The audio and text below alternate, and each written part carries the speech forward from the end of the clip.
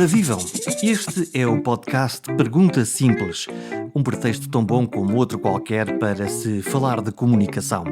Esta é a 4ª edição da série. Se gostarem, podem sempre partilhar com os vossos amigos ou deixar um bom comentário em www.perguntasimples.com.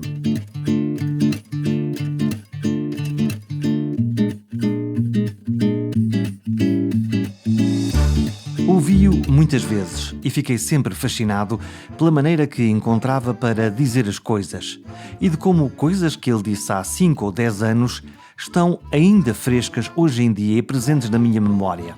Uma refinada mistura de ciência, de consciência e de narrativa. Hoje repete-se a história. Nesta conversa navegamos entre o que é atual e o que é intemporal. E partilha connosco como se fazem conferências brilhantes de coisas muito complexas para que os simples mortais, como eu, como nós, as entendam. É um mestre do estudo e das aulas, das palestras e das falas sobre o cancro. Com ele percebemos melhor a mecânica de uma das doenças mais presentes no mapa dos nossos medos.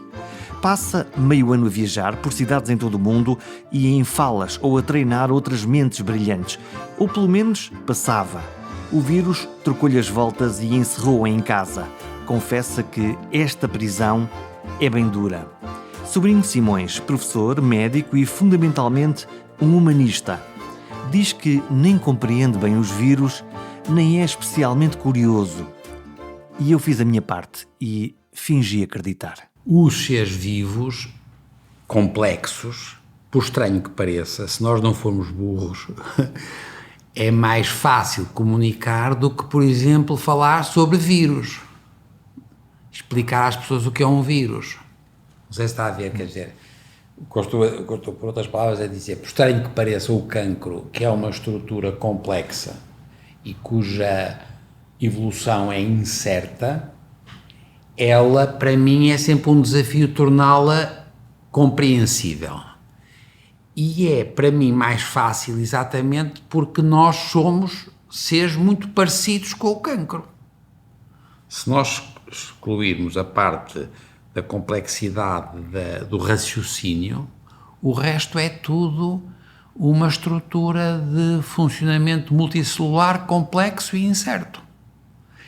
Eu que não sei nada de vírus, eu não consigo explicar-lhe assim o que é um vírus, é uma coisa muito pequenina. Bom, não tem célula. Se o professor não consegue explicar o que é um vírus, quem vai conseguir? Não consigo, porque eu... Agora tem graça estar a falar nisso. Voltamos agora realmente à sua ideia da comunicação. Eu só consigo comunicar se perceber. E só percebo se tiver no fundo, um desenho que me permite sentir-me confortável no que estou a dizer. Eu preciso de ter uma realidade quase palpável. Visual? Precisa de ver? Preciso de ver, preciso de imaginar, preciso de perceber como é que eles são no real. Eu também vi ao microscópio eletrónico, eu fiz muito microscópio eletrónico, também havia vírus, não tinham graça nenhuma e eram células isoladas. Não, você está a dizer uma coisa muito engraçada, porque é a seguinte, e eu estou agora mais velhote eu nunca tive grande curiosidade pura e dura, quer dizer, um tipo de assim, mas então há vírus que são da ARN e da ADN, qual será a grande diferença entre isto? Mas o professor é um cientista e os cientistas movem-se pela curiosidade. Mas não sou bem um cientista, eu sou um médico patologista que queria ser professor de medicina e que para isso precisava de ter alguns instrumentos de ciência. Mas nunca tive... a curiosidade a mim não me interessa muito, percebe o que quer dizer? Por outra, interessa-me a curiosidade que tenha uma aplicação para mim. Quer dizer, eu não tenho nenhuma curiosidade por tipos esquisitos, quer dizer, como é que vivem os escaravelhos? Não me interessa. É de certeza interessantíssimo, gaita, mas não sei. Não me interessa. E a relação com os vírus também? Com o vírus, para mim, é exatamente porque eu sou muito das células. Eu sou muito do agrupamento das células, e agora voltamos à comunicação. Quer dizer, eu acho que nós só percebemos se conseguirmos comunicar alguma coisa que pode não ser a verdade absoluta, mas é uma aproximação razoável de uma explicação. Eu preciso de ter uma visão que faça sentido para mim. E uma membrana celular, eu tenho uma noção, sou fraquíssimo em membranas solares. Como é que aquela coisa passa? E porquê é que passa? E porquê é que não passa? A mim interessa muito, por exemplo, porque é que eu me distingo de si. Eu, por exemplo, interessa-me muito a imunologia. É uma coisa interessante, as pessoas querem sempre isso. Nós chamamos-nos IPATIMUP, porque vem de Instituto de Patologia e Imunologia Molecular. Quando eu fiz e ainda continuo a trabalhar com ela, só que ela infelizmente faleceu, mas eu trabalho com ela há quase 40 anos, com a professora Maria de Sousa, e quando nós fizemos o IPATIMUP, de resto ela queria chamar PATIM, Patologia e Imunologia. Proibimos PATIM, não brinquem. Ficou IPATIMUP. Ficaria no ouvido. Muito melhor, e fica com o nome horrível. De resto, o engenheiro Belmiro das vezes disse, você que não é burro, você arranjou dos nomes mais estúpidos que eu vi até. Peço um nome índios sul-americanos, é verdade, IPATIMUP não faz nenhum sentido. Mas porque é que eu queria contar-lhe? Era que nós tivemos sempre a ideia da imunologia. E as pessoas têm muito... Isto foi só recentemente é que voltámos agora a esta coisa da imunologia. A gente teve sempre a ideia da imunologia que era aquilo que nos distinguia do outro. E, portanto, a imunidade foi uma coisa que foi... Nós éramos muito antropocêntricos e, portanto, nós desenvolvemos imunidade para defender-nos dos outros, de fora. A Maria de Sousa foi extraordinária porque ela foi quem descobriu que a imunidade também era para o regulamento interno, porque dentro de nós também temos muitas células muito diferentes e relações com agentes muito diferentes. Nós, nessa altura, não fazíamos a mínima ideia do que era a microbiota, agora sabemos, e, portanto, nós temos em circulação mais metabolitos dos nossos bichos que temos na tripa, por exemplo, do que nossas. Portanto, as pessoas têm que ter a noção de que nós, em circulação, temos muitas coisas externas. E ela descobriu esta ideia da regulação interna. E teve graça, quando a gente disse que o cancro era patologia e imunologia, é porque nós sabemos cada vez mais, sim senhor, há as alterações genéticas, as células cancerosas têm alterações e é por isso que passam de célula para célula e tal, mas aquilo acontece numa pessoa, num ambiente, em pessoas que têm outras estruturas, têm outras células. E isto é uma ideia extraordinária. E nós cada vez, agora vocês já ouviram falar que nós agora fazemos imunoterapia. As pessoas deixaram de tirar-se contra as células propriamente ditas, mas sim estimulando a resposta do hospedeiro contra o vírus. Para mim é uma metáfora extraordinária da comunicação. Se você quiser, você diz os vírus informáticos. E, portanto, nós percebemos que nós cada vez mais vamos ser vítimas daquilo a que agora se começou a chamar a imunopolítica. Porque é quem faz a diferença do que é a identidade, do que é o outro. Por um lado, a gente já usava isto para os africanos ou as senhoras, quando a gente tinha uma coisa era sempre, só que a gente não usava a palavra a imunopolítica, mas de facto a imunidade é aquilo que distingue o indivíduo. Pode ser o vírus, ou pode ser a célula, ou pode ser o animal, pode ser a planta. Isto para mim é muito interessante e eu aqui percebo, eu vou para o vírus, para amor de Deus, não tem graça nenhuma. Quando o professor começou a ouvir as notícias de que vinha aí um vírus da China, depois o vírus chegou à Europa, em Itália, com uma forma muito... que todos vimos o que aconteceu. Como é que o professor recebeu esta... Não percebi que era tão importante. Não percebi. Alguém percebeu? Não sei. Agora, isso é muito engraçado. Porque todas as autoridades basicamente desvalorizaram. Não, mas repare, eu fiz uma coisa em Monsanto, em Lisboa, na Força Aérea, com altas patentes e fiz uma coisa sobre a evolução das espécies, etc. E em dezembro. E algumas pessoas tinham vindo nessa altura, e alguns generais, e gente fora de série, muito inteligente, portanto, gente muito bem formada. E eu percebi, primeiro que eu não percebia nada disto, e não sabia, e tive aquela coisa inicial de dizer, não, se calhar isto não é nada. E depois caí em mim, já depois da intervenção mesmo, disse, não sei. E eu percebi que não sabia. Nós tínhamos tido a experiência com algumas coisas parecidas, com, por exemplo, no Médio Oriente, tínhamos tido a chatice muito com a SIDA, que tinha sido uma chatice. E a gente percebeu que dominava muito pouco uma novidade que não era conhecida. E eu, por exemplo, eu aceitei fazer... Eu adoro Ribeiro Sanches. Passou-me maluco de Ribeiro Sanches.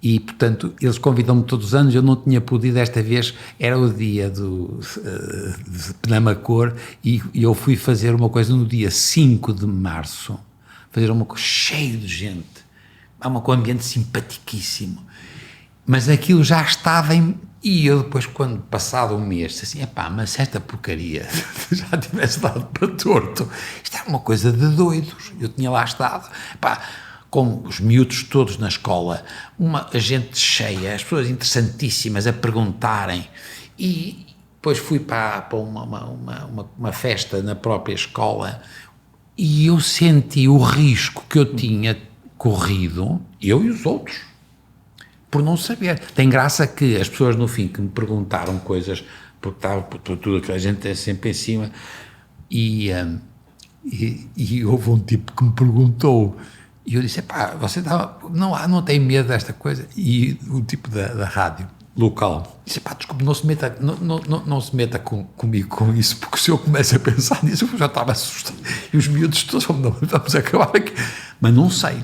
Portanto, a minha sensação foi sempre de que eu não sei.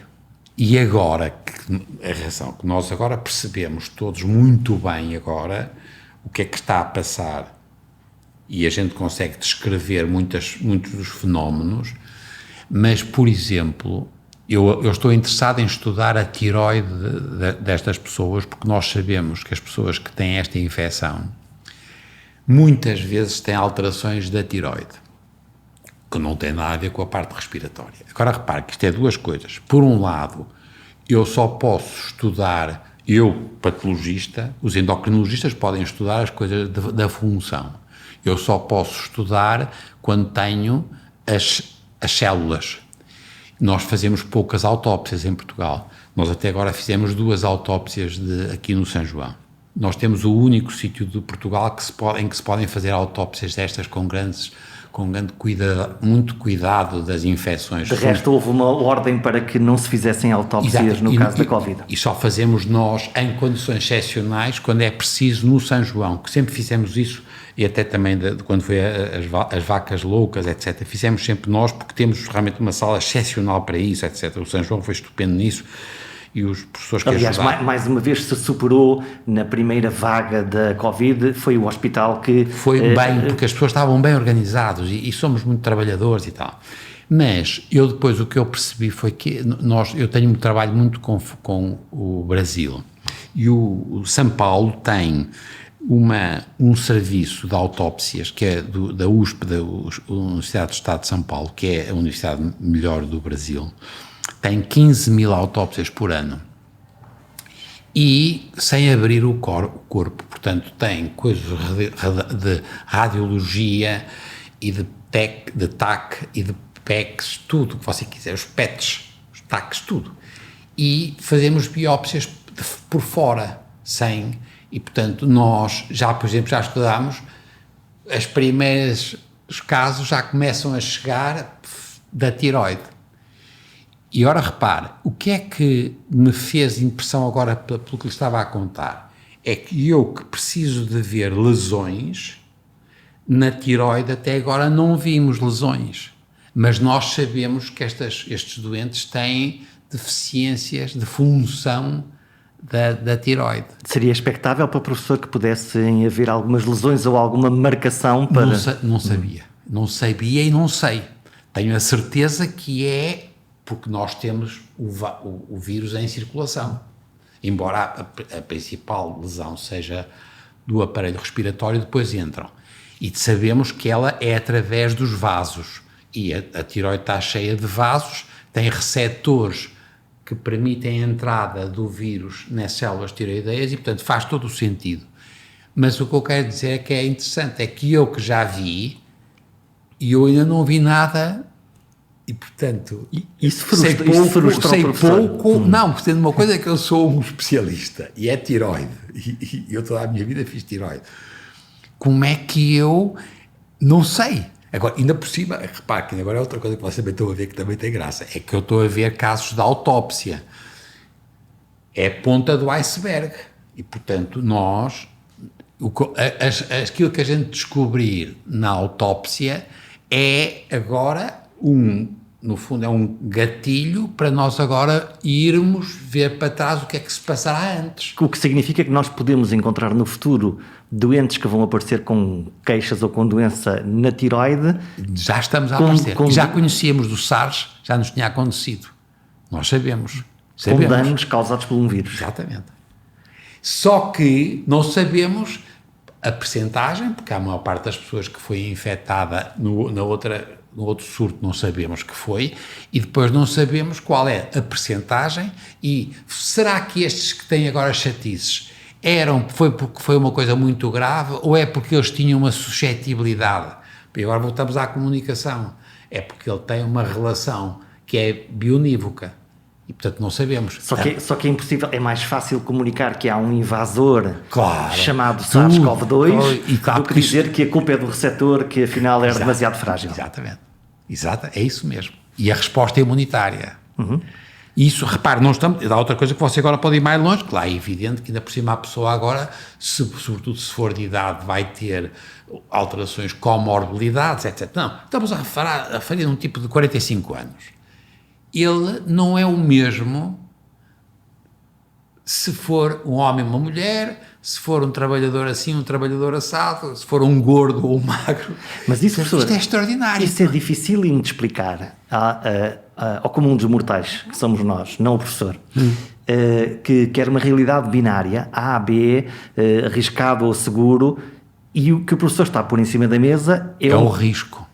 Que é tremendo de comunicar, não é? Claro, e é o que eu lhe estava a contar, é por isso que eu lhe digo que para mim é muito fácil o cancro, e que sobretudo os cancros já, no fundo, desenvolvidos, já vejo muito aflito nas formas iniciais, o que a gente chama o diagnóstico do risco de malignidade, mas o que você está a dizer é totalmente verdade. Nós não temos a mínima noção em relação a situações, digamos, que não são as situações extremas, ou por uma quantidade brutal, porque há uma carga viral enorme, ou porque a pessoa está já muitíssimo deprimida, portanto, estamos a falar, nós não fazemos isto é, a equação, o algoritmo não é de forma nenhuma matemático. Se nós olharmos para o cancro, por exemplo, e quando falamos do risco, normalmente a questão do tabaco é desde logo colocada em cima da mesa. E sabemos. Mas o que vemos é que às vezes aparecem não fumadores com cancro no pulmão, e pior do que isso, ou gigantescos fumadores que olimpicamente nunca tiveram.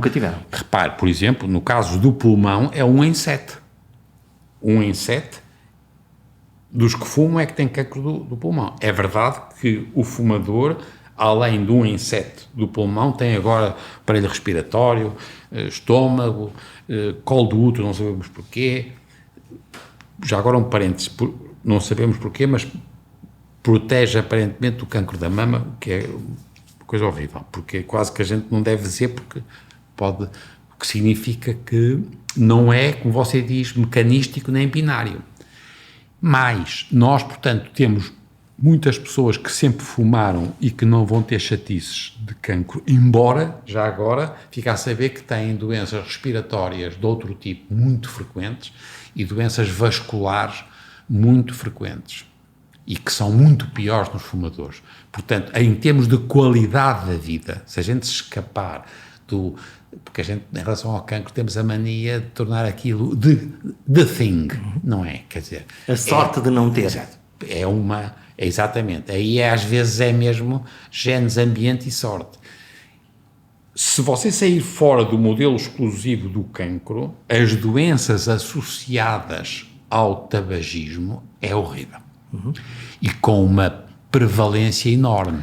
Todavia, quando nós falamos de cancro e de fumar, aparentemente as mensagens de não fume ou as mensagens de não coma tanto, aparentemente elas não funcionam. Pois não. Quando deviam funcionar. Pois, mas aí você agora está a dizer uma coisa que ainda é mais complicado, que é o domínio do controlo do consumo. Porque é que, e o resto, eu li um artigo recente da Isabel Carmo, muito bem feito, sobre o problema da obesidade, e eu estou agora a pensar em mim. Eu, por exemplo, engordei, eu já estava gordo e fiquei muito mais gordo com esta coisa da Covid e do confinamento. Porque ficamos todos em casa. Eu fiquei, não, provavelmente por causa do stress, estou agora a inventar, mas é verdade, eu estou a comer mais e a beber mais. E atenção, o álcool, por exemplo, esta coisa é verdade. Eu sou totalmente a favor de que as pessoas podem beber 1 ou 2 copos por refeição. Mas atenção, as pessoas têm que perceber que o álcool é extraordinariamente calórico. Portanto, eu, por exemplo, engordei como um cherna. Percebe? E foi mais do álcool do que da comida. E porquê é que nós... E isto agora é uma coisa, porque você agora está a discutir a coisa mais interessante que há. Para mim, que é o comportamento, onde, de novo, o vírus não tem graça nenhuma, não tem gaita, tem aqui. Nós temos. Bom, no vírus usamos a máscara agora, lavamos as mãos, algumas coisas que a maneira de mudamos. nos defendermos, mas é o nosso comportamento. No caso de fumar e de comer, a coisa é mais difícil. Mesmo assim, é genético, mas também é muito comportamental. Como é que pessoas inteligentes, sabendo que é arriscado comer demais, fumar demais, beber demais, não regulam essa sua ação para se protegerem? Claro. E agora a sua pergunta é uma pergunta crucial, e é preciso ter cuidado porque a gente tem um bocado de tendência a simplificar. É verdade que se você estudar situações extremas de tipos, por exemplo, que comem alardemente, ou são jogadores ou fumadores, você vai encontrar razões genéticas também por trás. Isto é, os que são compulsivos, eles têm uma percentagem de componente genético e depois tem uma componente ambiental e cultural. Aí lá está, aí já são coisas que eu não sei o suficiente. E é por isso que o cancro, é por isso que eu digo sempre a toda a gente, amor, é a doença mais fácil que há, não pensam, gaita, aquilo não pensam. Você tem toda a razão, nós não percebemos por que raio. Atenção, nós sabemos que nós fomos selecionados porque comíamos, por exemplo. Nós fomos selecionados porque tínhamos prazer, porque ficávamos mais apetitosos e tínhamos mais filhos. E isso tudo foi a favor da tragédia. Portanto, estamos agora a pagar o preço do nosso sucesso. Milhares de anos. Atenção, milhares de anos. Você não se esqueça que nós estamos... É uma população que só foi selecionada quando era esperta, comia bem, porque senão morreu, quer dizer, magrinho, quer dizer, não era apetitoso, não tinha filhos. Portanto, nós fomos no pior sentido. A seleção do comportamento é uma seleção individual, familiar ou tribal, e é por isso, de resto, já agora, uma coisa que agora é uma notícia que eu acho que as pessoas esquecem-se muito. Por que raio é, por exemplo, que nós temos tantos metros de intestino delgado? Pelo amor de Deus, foi porque nós comíamos ervas. É verdade, e era importante. Mas hoje há uns anos que a gente já não come ervas. Dá um trabalho para você ficar com demora muito, percebe? Está a ver o que eu quero dizer? Porque a gente já devia ter uma tripa muito mais pequena, uma estupidez. Com a quantidade, pá, não faz nenhum sentido. Foi importante. E há muitos milhares de anos foi assim que a gente sobreviveu. E, repare, eu agora também vou-lhe dar uma novidade, que eu ia morrendo, porque você tem que saber ter noção, as pessoas têm que ter noção, porque a gente realmente aldrava sempre.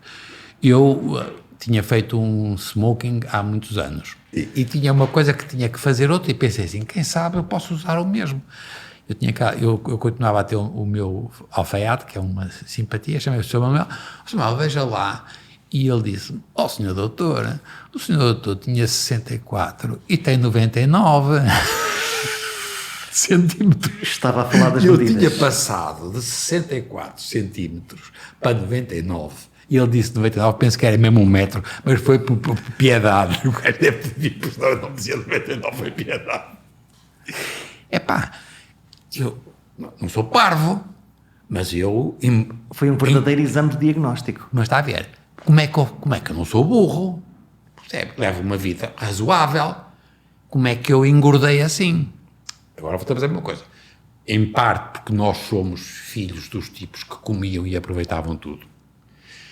Em parte porque a vida que levamos é uma vida que estimula muito, por exemplo, que você tenha alguns prazeres, entre os quais é comer e beber. Em parte é porque você tem o gosto. Quer dizer, embora perceba que eu, por exemplo, tenho a sorte de não gostar de fumar. Mas se eu gostasse de fumar, se calhar fumava mesmo. É o mal que faz pelo bem que sabe. Não, é a sua explicação mais fácil. E, portanto, como é que nós vamos resolver o problema em relação ao futuro das crianças obesas? Eu não tenho dúvida nenhuma que passa por uma modificação do acesso fácil a comidas muito açucaradas, aquelas coisas clássicas. Depois é estimular uma atividade física maior, porque nós estamos cada vez a comer mais, as crianças comem muito e brincam pouco. Logo gastam pouco. Muito pouco. E por isso engordam, muito mal, matemática. repare, as crianças deixaram de brincar à corda muitas vezes. Há muitos pais e muitas professoras que não querem que os miúdos venham cá para fora porque é perigoso, porque não sei o quê e tal. Nós estamos a ter um problema de quedas de velhinhos. Nós temos das taxas maiores da Europa e do mundo de quedas, em parte porque as pessoas não têm mobilidade. Eu sei que não é só isso, é falta de músculo, mas as crianças, nos países nórdicos onde eu trabalhei durante muito tempo e vivi lá ainda 1 ano e meio, as crianças brincavam todos uns com os outros e brincavam cá fora.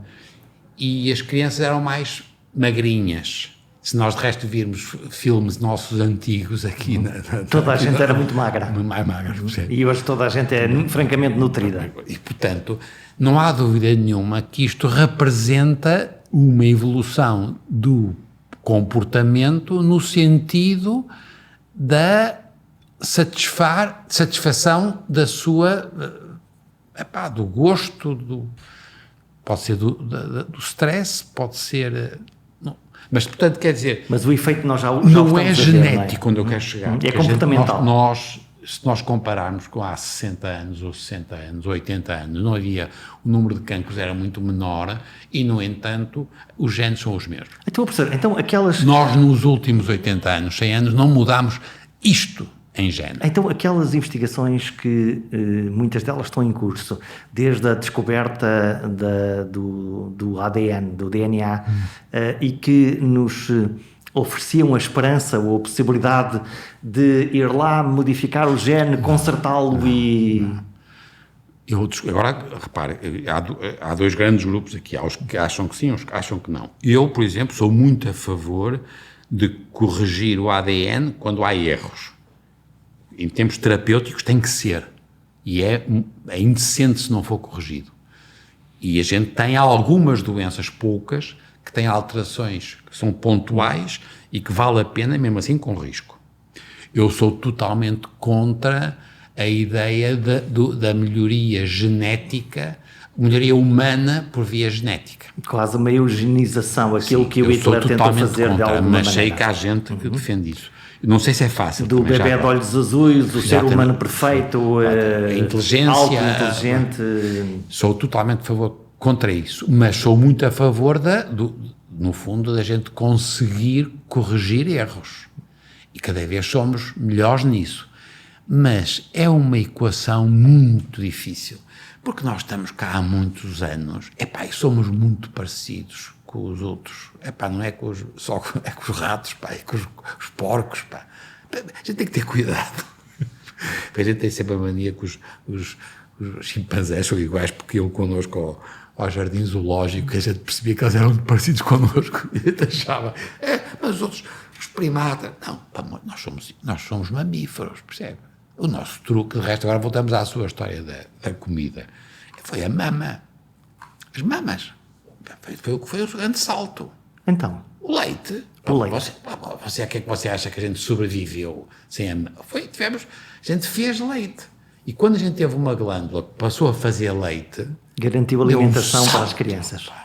Não, e antes aos outros animais. Ao longo das gerações. De muitos animais. E a grande... É dizer, assim como já agora, não quero chatear com isso, mas as plantas são a flor. Isso é que eu acho graças às flores, quer dizer... Nós descobrimos a flor. A flor é uma coisa porque troca a biodiversidade. Você não se esqueça disso. É o lado atrativo para que as abelhas, por exemplo, possam fazer a polinização. E a diversidade. As plantas trocarem a flor. Eu conto sempre a mesma história comigo, que é com eu sou do tempo que aquelas pulgas da areia, havia muito, olha, em Âncora. Estão a desaparecer. Por causa da falta de modificação de temperatura e condições do meio e alimentação, etc. Elas, se estiverem com muita fome, elas ficam unissexuais.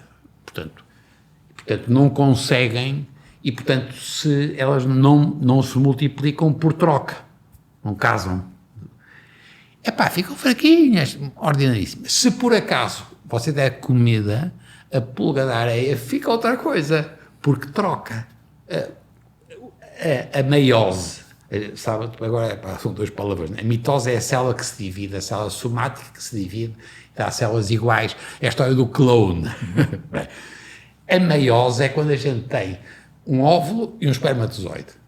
É extraordinário. Quando nas plantas aparecem as flores, é uma coisa extraordinária.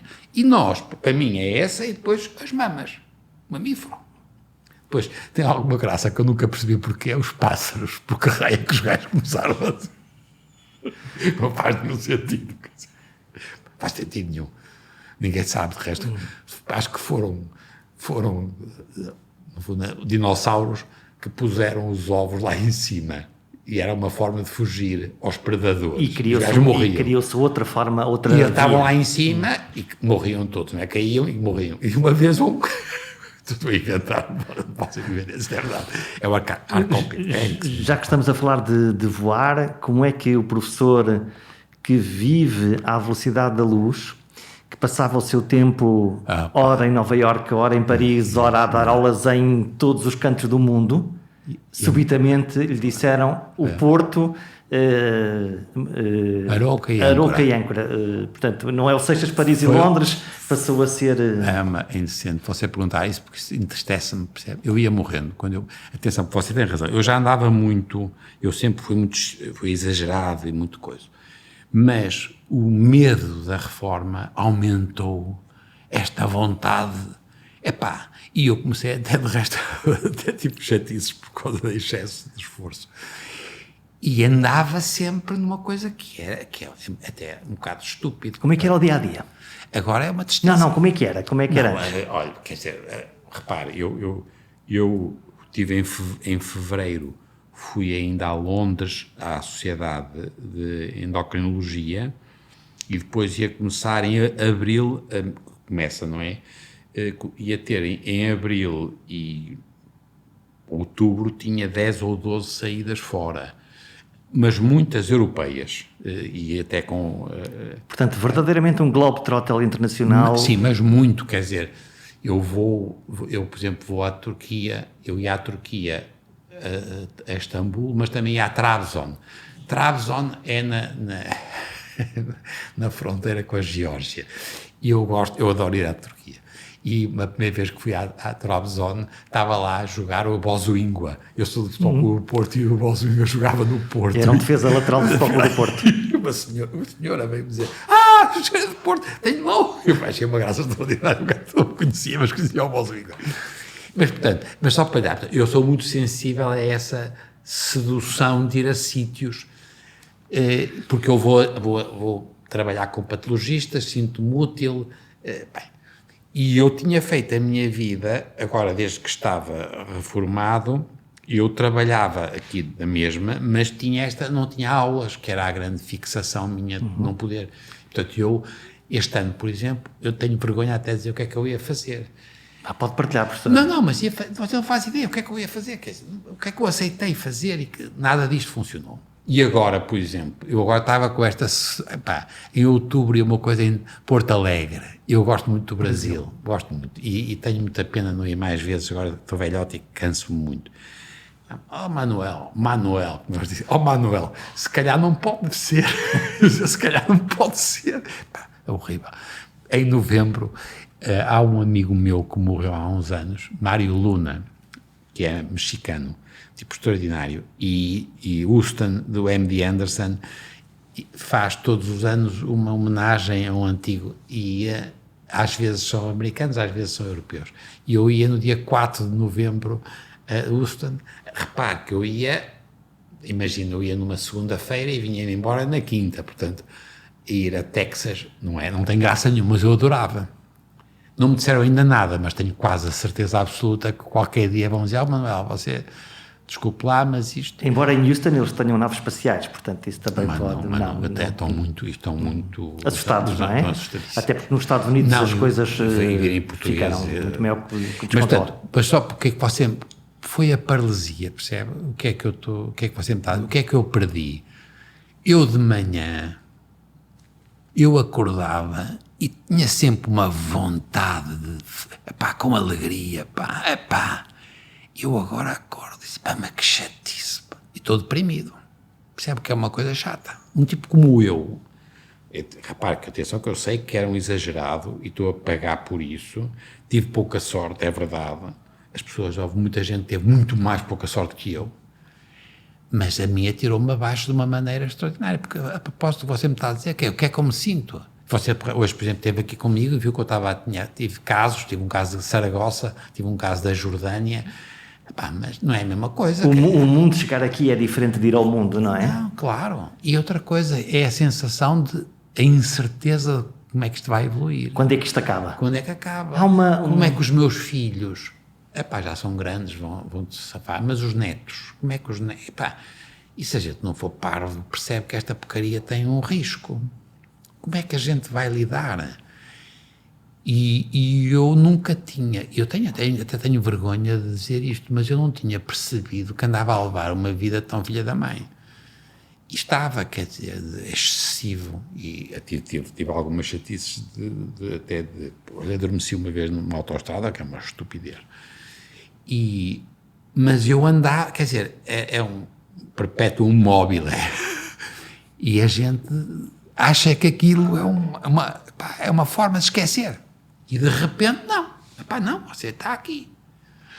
E eu apanhei um susto muito grande, e tenho tido muita sorte, porque pude continuar a fazer o meu trabalho. A minha gente foi muito boa, quer no São João, quer aqui no IPATIMUP e na faculdade. Eu já não estava a dar aulas, e foi bom para mim, porque eu gosto muito de dar aulas, adoro dar aulas, já não estava a dar. Eu gosto muito de dar aulas com o olho no olho. Esta coisa da videoconferência. Põe-me agora 200 gajos à distância. Aos quadradinhos. Pelo amor de Deus, quer dizer, eu continuo a ter disciplinas opcionais que têm 7 ou 8 alunos, e se eu digo, Zé, você está a tirar catotas do nariz, e ele apanha um susto. É quase uma comunicação unidirecional. Claro, e vê-se o olho. Mas esse é o segredo das aulas, dessa presença? Para mim é a presença. É a comunidade. E é a ideia de que você transmite qualquer coisa que é imaterial. Não é a informação, porque a informação depois são sempre umas tables, não sei o quê. É uma interpretação, é um olhar o olho, sobre é aquilo. o entusiasmo, é o brilho no olho que eu perdi, Gaeta. Professor, e consegue imaginar que impacto é que teve não só nos alunos universitários de topo, mas em todos os alunos desde a escola primária que subitamente ficaram um período todos em casa a olhar para um computador, os que tinham computador ou para a televisão? Não sei. Tenho a certeza que lhes fez mal, mas não sei o suficiente, percebe? A psicologia é uma área importantíssima. Tenho a certeza que é diferente para as crianças, nas creches, para os miúdos dos primeiros anos. Tenho a certeza que os meus netos sofreram a diferentes maneiras, mas não se, quer dizer, isto depois é uma ciência, e depois nós em Portugal temos todas opiniões, quer dizer, eu de resto, olha que você está, é a segunda vez, nos últimos 4 meses ou 5 meses, em que eu estou a dizer qualquer coisa sobre o Covid. Sempre que me perguntam, doutor, o que é que acha? Eu não acho nada, você acha o quê? O que é que você acha? O que é que você acha? Acha o quê? Acho o quê? Percebe? Toda a gente acha qualquer coisa do Já Covid. sabe, não posso, não sei. Faço a mínima ideia. Mas irrita-o a pergunta sobre a Covid? Não, mas irrita-me que as pessoas esperem que a gente diga coisas sobre que a prioristicamente sabe que não sabe. De resto, o país encheu-se de epidemiologistas e toda a gente. Todos somos um bocadinho. Temos tudo, damos todas as opiniões. E temos uma coisa que é terrível em Portugal, que é nós temos muito pouca tradição de avaliar os resultados. Nós somos bons, sempre fomos bons a avaliar os meios. Se reparar, ainda agora já começou. Isso é que me irrita, esta coisa dos incêndios. Eu sei sempre quantos bombeiros, quantos meios aéreos. Agora, um gajo dizer assim, X metros quadrados, mas põe lá metros quadrados, Que é para sabermos para quanto é que é. Não, houve só aquela coisa chata quando morreram todos na estrada. Foi uma catástrofe. Foi uma catástrofe. Aí passou. Porque senão as pessoas acham que têm. Uma coisa que me está a chatear é, por exemplo, estão a aumentar as consultas. Não, eu não quero aumentar as consultas. Eu quero aumentar a saúde das pessoas. Se for possível, diminuindo o número das consultas. Nós não podemos continuar a aumentar permanentemente o consumo.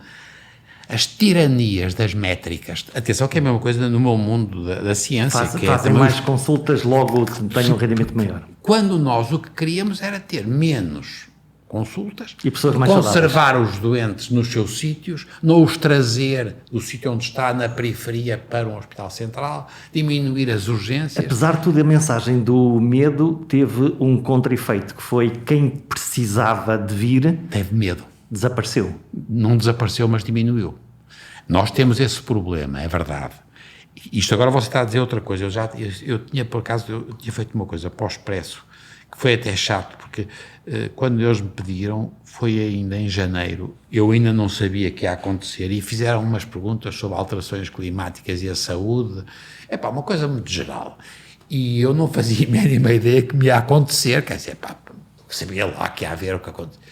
E eu tive até uma coisa que é um bocado naive, mas era, por exemplo, nós temos que diminuir os hospitais e o hospitalcentrismo, e temos que ter as pessoas no fundo, a saúde familiar, a saúde, no fundo, centros próximos das pessoas, ter, quando for possível, as pessoas em casa, desde que tenham condições... Grande proximidade e grandes centros com tecnologia. E diminuindo muito, isto, portanto, toda a gente sabe que isto é o que faz sentido, porque nós não temos... Embora o movimento foi ao contrário, foi a criação de hospitais cada vez maiores, mais complexos sempre, claro, e centros comerciais. E toda a gente a chegar, porque as pessoas também têm medo se não for ao São João ou ao Santa Maria. Agora, repare, você tem razão nisso, porque eu sou muito sensível, e eu disse isso também, tem graça, porque eu disse nessa coisa que eu disse, foi janeiro, princípio de fevereiro, e eu disse, por exemplo, a ecoansiedade. Nós sabíamos nessa altura já, na altura não com a infecção, mas por causa das alterações climáticas, a ecoansiedade. Você não sei se tem seguido esta discussão agora em Itália, é muito o que eles agora chamam a fobocracia, da fobia à cracia, quer dizer, democracia, fobocracia, que é do pior, que é alguma tentativa que há de resolver a ansiedade e o medo pela imobilização e pela incapacidade dos tipos de se mexerem. Sim. Epá, isto é mortal, não é só do ponto, agora não é o problema só da saúde, Está da um bocadinho economia, a acontecer é na da economia. qualidade de vida. Que eu não faço. Claro, ninguém faz, ficam todos Isso parados. também aconteceu ao professor? Eu diminui muito, porque eu de repente fiquei mais parado, percebe? Quer dizer, Mas ficou- não ficou- sei se é medo, mas não sei ficou se a por palavra medo é uma palavra que seja verdade, mas em parte é lentificação. Pelo simples não vou, se calhar não Não vou. vamos, eu gosto, eu vou ter prazer, eu vou arriscar. Aliás, não é tanto porque eu não tenho tido muito para já, com cuidado de proteção individual, não acho, e mantive sempre ir ao São João e à Timulpa, não fui ao São João durante bem um mês, na fase mais ativa. Mas eu não foi tanto o medo, foi mais a sensação de um momento, de um ambiente estranho, de um universo distópico. E, portanto, a gente não se sente bem, estava pouca gente lá. Até isso era estranho? Para mim é porque eu vivo muito de trocar opiniões. Nós, na antipatológica, e você viu, estávamos aqui com 3 pessoas, a gente troca opinião. Nós, por exemplo, já é uma coisa que você se calhar acha piada, e eu faço muitas consultas para fora. E se eu diminuiu muito, eu fazia 250 a 300 do estrangeiro por ano, e este ano se calhar vou fazer 100 ou 100. Dos casos, por exemplo, em Portugal, eu passei a ter muitos casos que têm pessoas que foram diagnosticadas com um cancro no XX, no sítio X ou no sítio Y, e depois vão, por exemplo, ou para o Santa Maria, ou para o IPO, ou para o IPO do Porto, ou para o IPO de Lisboa, ou para o São João. E chegam cá, e se for aqui no São João, sou eu que vejo. Se for noutro, há um tipo que, quando vem, já vem com diagnóstico de cancro e vão ser tratados agora. E há até geralmente um jovem que está sozinho e que diz, epá, isto não parece cancro, mas olha, já foi tratado. E mandam-nos, e a gente tem tido uma coisa curiosa, perante a pessoa que está sozinha a fazer diagnóstico, isto deve ser verdade na minha área, como é nas outras áreas. Você, na dúvida, e se você quiser por bem, para proteção do doente, para não perder a você janela faz terapêutica. sobre diagnóstico. Não sei. Na dúvida, portanto, trato. nós estamos a chegar tarde à maior parte dos casos que não nos chegam, mas, porque era o que você estava ao seu ponto, estou a dizer que também estou a ter uma franjazinha de coisas chatas, que são os tipos que chegam e depois são tratados por excesso. E que provavelmente não precisariam desse tratamento. Ou, não tenho a certeza, mas tem que ser discutido com outras pessoas. Devia ser ao contrário. Primeiro a verificação e depois sim a e com possibilidade. opiniões, com multidisciplinaridade, com a utilidade da pessoa conversar. Isto é a segunda opinião em tudo, é a grande solução para tudo, não é? E nós não temos essa tradição em Portugal, nunca tivemos. Quer dizer que, a segunda opinião quer dizer que as soluções das coisas não são brancas e pretas, Nunca. mesmo para hiperespecialistas? Mesmo nas coisas biológicas, nunca. E nas opções terapêuticas, nunca. Claro que se a pessoa for gravíssima, É claro. Isso é facílimo. Mas, felizmente, nós cada vez é mais precoce. E aí você tem que saber quais são os riscos, os benefícios e os aspectos de contradição. Portanto, quando olha pelo microscópio caso. para um caso, para um pedaço de tecido, posso defini-lo assim, Sim, é assim. nos casos que são muito graves a resposta será óbvia, Claro, o máximo, mais depressa, com maior intensidade. mas há mais... uns onde as coisas não são... Exatamente. Nós passamos a chamar as situações intermédias, E como ou é que borderline. como é que se comunica a um doente que o seu caso é assim, assim? É muito engraçado, porque aí vai depender da linguagem. Por um lado, do relatório, e por outro, da capacidade... Que ninguém entende, só os médicos. Exatamente, porque a gente tem sempre uma linguagem muito, muito cifrada. E depois no fundo, da relação entre o médico clínico responsável, o indivíduo que fez o diagnóstico radiológico ou anatomopatológico e o doente. E aí, de facto, tem que explicar muito bem qual é o risco que nunca é individual, que é de um grupo semelhante. E aí a pessoa vai ter que decidir. Mas você, por exemplo, eu estou agora a pensar na tireoide, que é o que eu faço. A decisão, você deve tirar a tireoide toda ou não vale a pena? Ninguém tem a certeza, a não ser nos casos que são excepcionalmente benignos, em que não vale a pena, ou nos casos excepcionalmente malignos, em que tem que tirar tudo. Nos outros, é in between. Como é que a gente faz? E aí passa a haver cada vez mais a participação do próprio doente, ou se é um miúdo, dos pais, ou do avô. Quer dizer, na saúde, quando nós estamos agora a falar de coisas que não são muito graves, ou não são coisas que são uma pouca sorte, uma coisa sem importância nenhuma que deve ser, nas coisas que estão a começar ou que podem estar a começar, se for possível, é o wait and see. Eu sou muito wait and see. Vi uma vez falar nos asiáticos em países que tinham hiperdiagnóstico ou muito pouco diagnóstico e os resultados finais eram os mesmos. Exatamente. Os japoneses e a Coreia do Sul, na tireoide.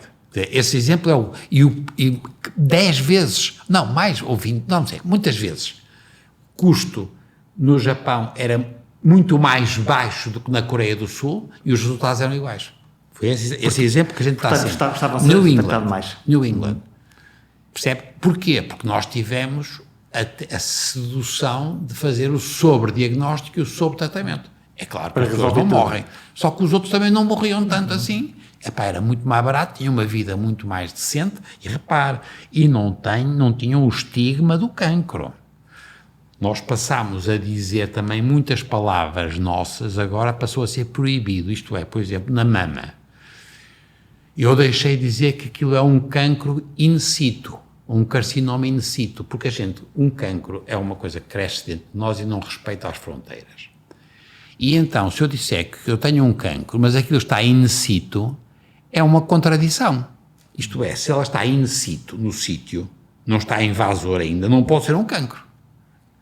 E eu não tenho a certeza se ele vai. E então nós proibimos a utilização do cancro in situ, porque assustava as pessoas. Claro.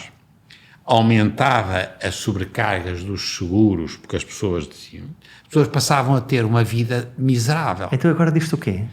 Displasia de alto grau. A palavra alto grau é por si só também apanha um susto. Também em termos de comunicação é uma Mas uma é bomba. o alto grau. Mas é alto grau. Mas é bom para nós porque deixou de ser o cancro in situ. Porque à partida um cancro que esteja localizado tem um prognóstico melhor. É excelente. Pode ser operado. Mas diz cancro. E a gente deixou de dizer cancro, passou a dizer displasia de alto grau. E a displasia de alto grau, a pessoa apanha um susto, displasia. Alto grau, não é acham bom. que é pior que o outro, não é? Está a ver? Mas está a ver a dificuldade que isto é literacia básica. Como é que a gente não percebeu que nos ia acontecer? Como é que o professor prepara as suas, posso-lhe chamar conferências, posso-lhe chamar palestras? Falas. Podem ser falas. Falas é uma delas. Como é que prepara essas palestras? Mas é sempre com a Fátima, com a minha secretária. Há uma parte formal, os slides, os PowerPoints? Sim, agora tenho sempre, trabalho com ela desde 1983, portanto ela trabalha comigo há 35 Mas eu quero saber a parte da magia. Não, é sempre a partir do ler, portanto tenho que ler coisas novas e eu depois tenho... A Fátima tem os meus arquivos todos e eu posso pedir, olha, veja em 2015 em San Miniato, não sei o quê, e imprime. Eu não consigo trabalhar porque eu não tenho telemóvel, percebe? E, portanto, eu vejo mais um luxo. Eu tenho que ver... E então o que eu faço depois é isso que vou tentar chamar a magia, que é dizer assim, o que é que tu, da última vez para agora, o que é que tem graça aqui diferente? Eu, por exemplo, as coisas que agora me estão a interessar muito, como você viu já, é a imunopolítica e a inflamação. Inflamação, que também é uma manifestação da relação nós com os outros. É verdade, e da própria Covid também. Claro, Inflamação. A inflamação está aí. E o cancro, há muito tempo nós sabíamos que o cancro era o resultado da inflamação crónica. Porque nós somos seres vivos porque a inflamação nos distingue dos outros. Quando a gente se separou dos outros foi sempre à custa da inflamação. E, portanto, a magia para mim é sempre... Atenção, que eu sou um tipo que gosto muito de saber com quem é que vou defrontar a audiência. Isto é, pensa em quem é a audiência. Eu faço sempre diferente se eu falar para miúdos, para velhinhos, para especialistas. Portanto, há uma adequação daquilo que vai contar, dessa história. Claro, mas faço sempre diferente, de acordo com a audiência. Isto é, se você quiser até no limite, isto é uma persporrência, mas eu adoro escrever o que estou a escrever, porque depois eu, sobre os slides, eu escrevo as graças que eu quero escrever, etc. Eu estou sempre a arriscar, como você de resto assistiu já os meus números, eu arrisco sempre um bocadinho de excesso. Quer dizer, eu quero que as pessoas se lembrem. Quer dizer, eu não quero que o gajo apresente os meios e que se lixa. Quero que o gajo de repente tenha uma ideia. O gajo disse uma coisa aqui, se calhar não é verdade, mas o gajo nunca mais se esquece. Portanto, aposto muito no excesso. O excesso, quer o excesso por exemplo, o risco de não, por exemplo, não tratar, ter a coragem de não tratar. E isso cria um choque na audiência. Sempre. O quê? Há uma reação. Do not recommend.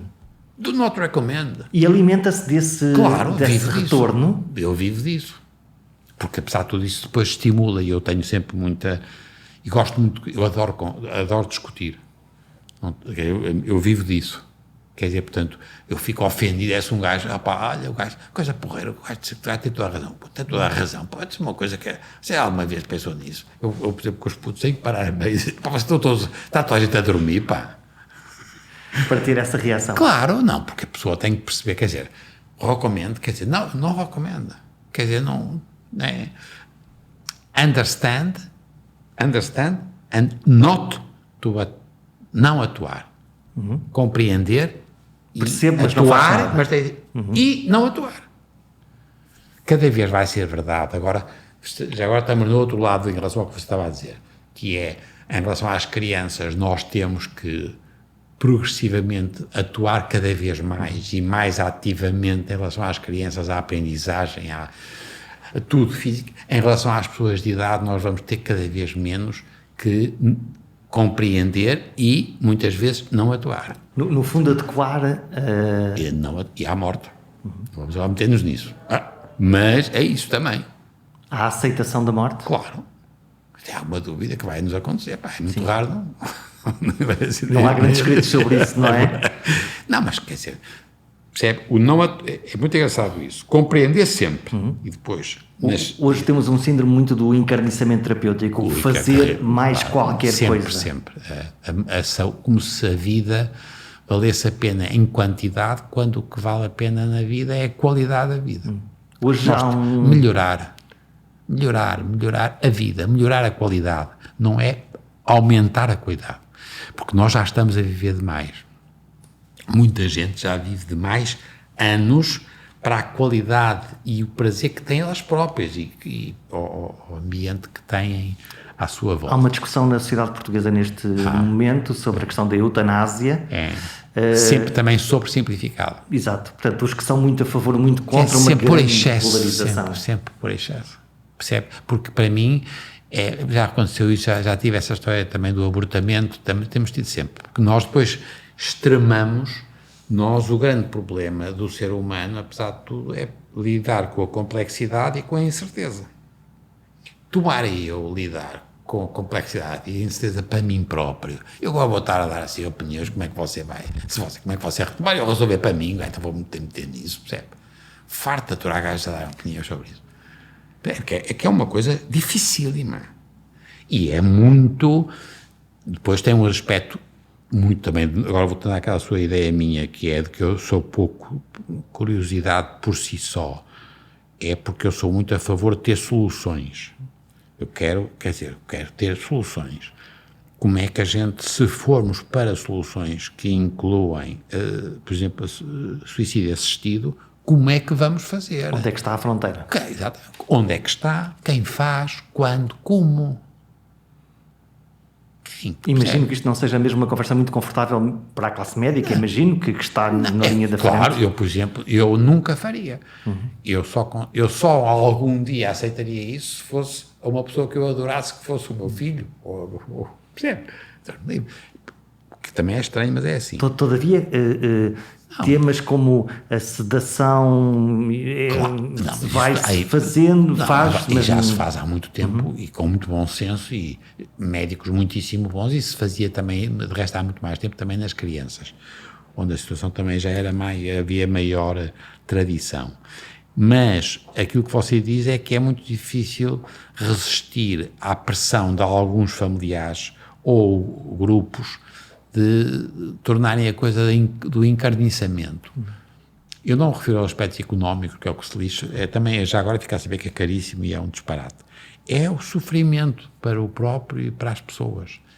E, dito isto, apesar de tudo, eu não sei como é que se resolve o problema. Agora, para uma regra geral, para fazer uma lei. Como é que em abstrato se impede que isso aconteça? Uma lei, percebe? Eu acho que a pessoa tem todo o direito. Se eu decidir que uma pessoa tem, na sua capacidade intelectual conservada, e ele acha que já tem problemas suficientes de sofrimento, etc., e eu quero morrer, eu acho que a pessoa tem o direito disso. Eu acho que a pessoa tem o direito de decidir isso. Mas eu não sei como é que se resolve. Professor, há uma frase de uma... Não sei. Estamos a terminar. Há uma frase que vai ser publicada este fim de semana no Expresso. É uma entrevista de um filósofo, Bernard-Henri Lévy. Célebre. Uma entrevista sobre antropologia. Um homem engraçadíssimo. Que deixa uma provocação. A entrevista ainda não é pública na altura em que estamos a gravar. E que é: o medo do vírus foi excessivo, irracional e insensato. O que é que lhe parece esta frase? Voltamos àquela discussão que já estávamos a ter, que é, se você me está a dizer que nós temos excesso de ansiedade ou medo, que é uma hiperinflamação da sociedade? Exatamente. Em relação aos riscos, ao pavor, ao degelo. Não toleramos o risco. Exatamente. Portanto, eu tenho a certeza que nós exageramos na intensidade da reação. Mas a solução, para mim, nunca será individual, terá que ser sempre comunitária. Onde eu me distingo das pessoas que... Eu, por exemplo, eu percebi o que é que o Georges Agamben disse, que é uma coisa que é verdade. As universidades eram um sítio extraordinário pela positiva e puxava para cima. Não podemos transformar numa coisa para baixo. E, portanto, é a mesma coisa. Quer dizer, eu tenho medo. Tenho medo de imensas coisas. E percebo que se houver uma pressão social enorme sobre as alterações climáticas, e se eu fosse muito novinho, eu se calhar isto podia fazer com que eu tivesse uma resposta àquilo que você está a chamar uma hiperinflamatória. E nesse aspecto o vírus, se você quiser, é o vírus soberano da Donatella. Eu acho que vai sair agora em agosto a tradução. Eu não consigo ler italiano, é engraçado, eu consigo ler coisas italianas em coisas científicas, mas não consigo ler small talk. E ela diz o vírus, a asfixia capitalista do vírus, mas o vírus é uma metáfora.